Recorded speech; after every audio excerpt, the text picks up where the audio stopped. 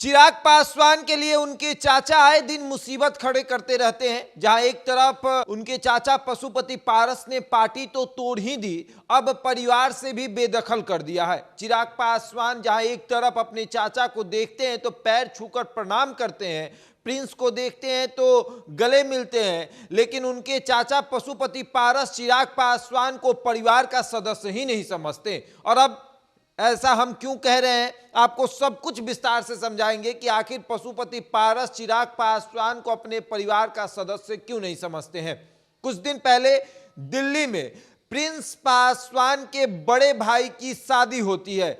बड़े बड़े वीआईपी आते हैं, देश के प्रधानमंत्री नरेंद्र मोदी उस शादी में शिरकत करते हैं, लेकिन चिराग पासवान कहीं नजर नहीं आते हैं। और जब हमने के बारे में जानकारी प्राप्त की कि आखिर चिराग पासवान उस शादी में शामिल क्यों नहीं होते हैं, तो पता चलता है कि चिराग पासवान को पशुपति पारस ने न्योता ही नहीं भिजवाया था।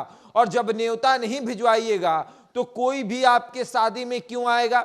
और चिराग पासवान से छोटे हैं प्रिंस पासवान के भाई, और प्रिंस पासवान के भाई की शादी में चिराग पासवान का ना होना यह दिखाता है कि पशुपति पारस जो है वो साफ तौर पर चिराग पासवान को परिवार से दूर कर चुके हैं। और इसके पीछे कई वजह बताई जा रही है। इसके पीछे सबसे बड़ी वजह यह है कि उस शादी में देश के प्रधानमंत्री नरेंद्र मोदी आने वाले थे, और पशुपति पारस ने सोचा कि अगर हम चिराग पासवान के पास संदेशा भिजवाएंगे, अगर उनको फोन करके बोलेंगे कि छोटे भाई की शादी है, तुमको आना है, और अगर चिराग पासवान आ गए तो पूरा मीडिया मैलेज लेकर चले जाएंगे, यानी प्रधानमंत्री से मुलाकात हो जाएगी, प्रधानमंत्री उनसे बातचीत कर लेंगे, तो पशुपति पारस का तो नाम ही नहीं आएगा। और अभी क्या चल रहा है, अभी चल रहा है कि पशुपति पारस के साथ नरेंद्र मोदी खड़े हैं, और अगर चिराग पासवान उस शादी में आ जाते तो फिर पशुपति पारस जो है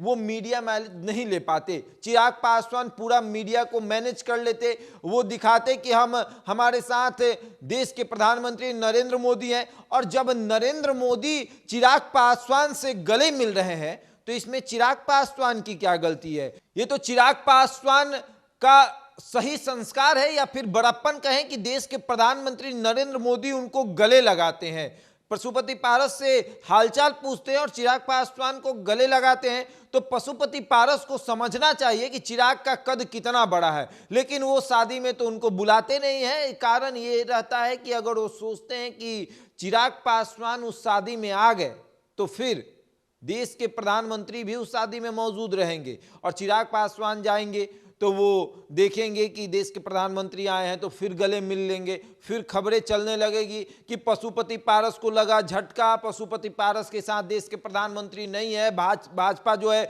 वो चिराग पासवान को भाव दे रही है, पशुपति पारस को साइड कर रही है।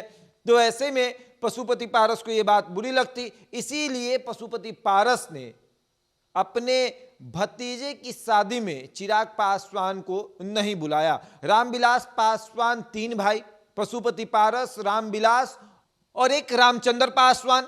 रामचंद्र पासवान के 2 बेटे, एक कृष्ण पासवान और एक है प्रिंस पासवान।